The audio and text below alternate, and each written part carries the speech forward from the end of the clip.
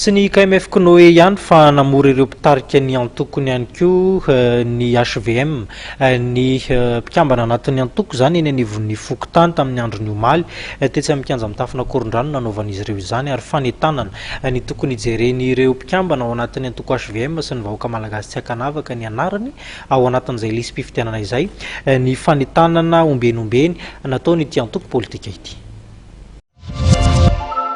Ny fampitona tetsy amin'ny kianja mitafina Korondrano omaly ireo mpitantana ny antoko HVM manerana ny Fokontany 2.7 eto amin'ny komina Antananarivo renivohitra.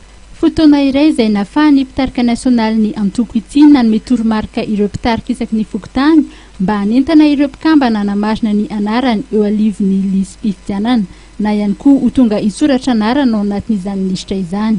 Nanambara ny filoha nasionaly ny HVM Andriamatoa Rivo Rakotovao fa tsy matahotra fifidianana ny antoko ary vonona tanteraka ny hiatrika izany.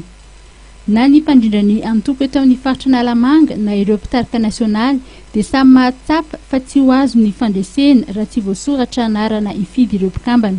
Nanome toky ireo mpandrindra eto Nalamanga fa dia iroso amin'ny fanetanana ireo mpikambana anantona ny Fokontany hijery ny lisy mpifidianana izy ireo.